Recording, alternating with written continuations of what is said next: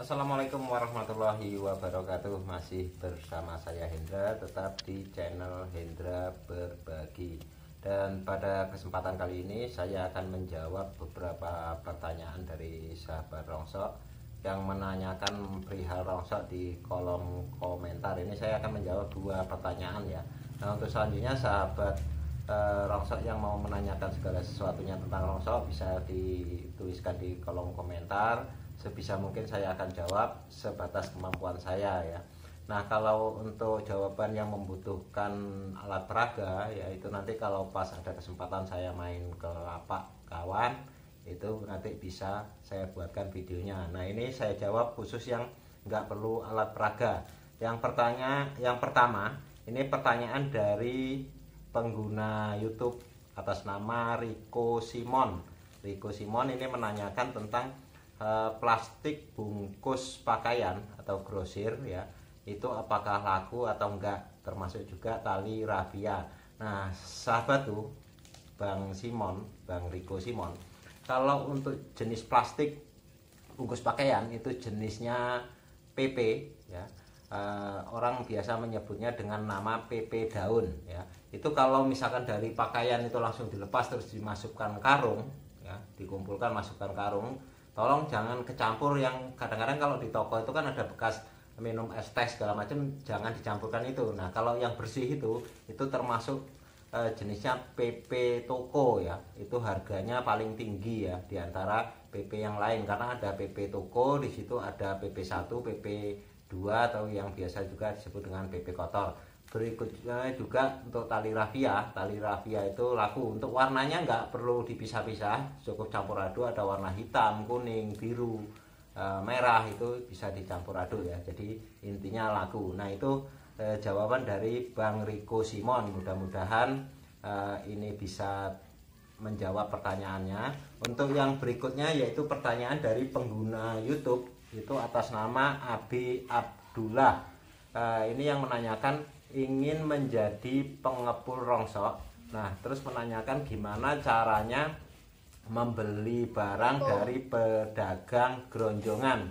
Mungkin yang dimaksud di sini adalah pedagang keronjotan ya, keronjotan. Jadi sahabat tuh, keronjotan itu biasanya yang pedagang rongsok yang sering membawa sepeda motor ya, atau biasa membawa sepeda ontel ya. Itu yang di sampingnya itu ada keronjotnya ya, ada keronjotnya atau ada seperti boxnya itu keranjang ya, itu keronjotan.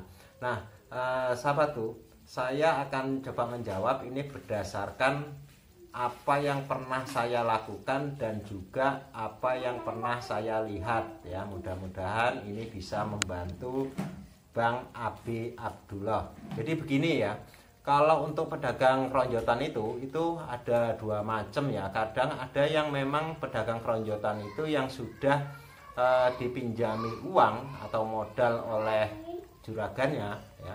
Tapi ada juga yang memang belum dipinjami uang atau modal dari juragannya ya. Nah, kalau yang belum dipinjami ini sahabatku bisa coba melobinya ya. Di waktu-waktu tertentu luangkan waktu untuk bertemu dan ngobrol, kira-kira biasa jual barang kemana ya, terus harganya berapa. Nah, dari situ nanti sahabatku bisa mengkalkulasi apakah harga tersebut bisa masuk di perhitungan sahabatku ya. Nah, kalau yang memang sudah punya ikatan hutang dengan juragannya ya, ini sahabatku bisa pelan-pelan. Karena apa? Kalau untuk seketika kita memberikan hutang pada pelanggan baru itu sangat berisiko ya, kecuali memang sahabatku betul-betul siap ya, siap resiko untuk bisnis. Jadi memberikan modal biasanya 100-200 untuk keliling mereka ya. Setelah itu barang kirim ke kita biasanya dipotong. Ada yang bisa dipotong sekaligus atau ada yang modelnya mencicil seperti itu. Jadi memang harus benar-benar siap ya.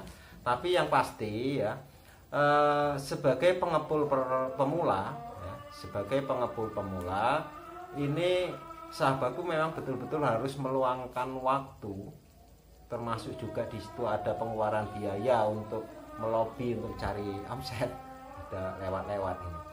Itu karena apa? Pelanggan ya, pelanggan itu merupakan omset yang luar biasa ya, atau aset yang luar biasa ya. Jadi kalau untuk mendapatkan satu pelanggan dengan waktu tertentu, misalkan sekali, 2 kali, atau bahkan bisa sampai beberapa kali pertemuan ya, sekedar untuk melobi, itu nggak apa-apa dilakukan itu. Karena apa? Dengan mendapatkan satu pelanggan ya, dengan mendapatkan satu pelanggan ini sama aja kita sudah mempunyai omset ya. Kalau saya biasa menyebutnya itu, pelanggan kita itu seperti tuyul ya, tuyul, karena mereka lah yang menghasilkan pundi-pundi rupiah untuk kita ya. Jadi jangan takut karena kita ngeluarin biaya hanya sekedar ngopi bareng, makan bareng untuk ngelobi ya, menarik perhatian atau menarik simpati ya, atau menjalin ikatan rasa ke pelanggan, itu kita sampai sayang. Jangan seperti itu, karena itu anggaplah biaya promosi ya. Karena setelah kita mendapatkan satu pelanggan itu ya, bayangkan kalau misalkan pedagang keronjotan itu biasanya satu hari itu bisa menjual minimal 100.000 omsetnya, 100 sampai 200.000. Malah untuk barang-barang tertentu biasanya dapat borongan banyak, itu bisa sampai 500-an. Nah kalau keuntungannya 10 atau 20% ya dari omset itu, kalau 100.000 aja, berarti satu orang itu bisa menguntungkan sekitar 15 sampai 20.000 ke kita ya. Nah kalau misalkan pedagang keronjotan itu rutin ya, kelilingnya kontinu ya, kalau 1 bulan 20 kali aja ya, itu satu orang itu bisa menguntungkan kita 300.000. Dengan biaya kita melobi sekitar 500-an ribu nantinya, misalkan untuk sekedar untuk ngopi, untuk makan bareng dan lain sebagainya. Kalau untuk jangka panjangnya itu tidak akan merugikan kita ya. Jadi jangan pantang menyerah dengan melobi pedagang keronjotan itu, karena pedagang keronjotan itu biasanya usaha yang sudah memang mata pencarian mereka seperti itu, jadi rutin ya. Nah terus sebenarnya yang paling bagus kalau memang kita bisa menyiapkan pedagang keronjotan yang kita bina sendiri ya. Misalkan kita membuka lapak di lingkungan kita, kebetulan di seputaran kita itu banyak orang-orang nganggur, ibu-ibu utamanya, biasanya bawa sepeda atau motor ya untuk keliling, itu syukur lebih bagus seperti itu, karena kita langsung yang bina dari awal. Mudah-mudahan itu nanti bisa langgeng ya. Hanya biasanya prinsip atau cara main pedagang keronjotan itu ada yang begini ya sahabatku. Jadi pagi mereka pinjam uang ke kita ya untuk modal beliin. Nah setelah itu sore setor langsung potong. Pagi gitu lagi, pinjam lagi, sore potong. Ada yang seperti itu. Ada yang memang pakai modal sendiri, ada yang memang keliling pagi ya, terus nggak langsung dijual sore, tapi ditampung dulu, nanti secara periodik berapa hari sekali atau berapa minggu sekali barangnya langsung dikirim ke tempat kita ya. Ada yang seperti itu. Nah intinya begini ya sahabatku, kalau untuk pemula jangan ragu ya, jangan pernah berpikir banyak, jangan pernah ditakuti bayangan yang kira-kira menghalangi langkah kita ya. Jadi begini, daripada kita ini tanpa bermaksud mendiskreditkan atau mengecilkan usaha yang lain ya, daripada kita buka seperti toko sembako ya, itu modalnya luar biasa. Kalau sahabatku sudah punya tempat gerasi atau apapun pekarangan di depan rumah yang cukup lebar ya, cukup di situ bikin seperti tenda atau apapun ya, untuk sebagai apa, tempat perlindungan dari hujan ya. Nah di situ terus gantungin timbangan kecil itu aja sahabatku, timbangan batangan ya, itu yang kapasitasnya sekitar 50 kg. Itu kalau bekasnya paling sekitaran 200-an ribu lah, kalau barunya mungkin 300-400 ribu barunya ya. Jadi beli itu digantungin. Nah setelah itu kalau di depan ya, di depan itu sudah nampak ada tumpuan kardus atau tumpuan botol-botol air mineral atau ember-ember dan lain sebagainya, otomatis itu akan menarik perhatian orang-orang yang lewat dan juga orang-orang seputar situ. Jadi itu untuk branding ya, untuk memberitahukan bahwa kita membeli rongsok. Syukur dikasih di depannya ada tulisannya beli segala macam rongsok.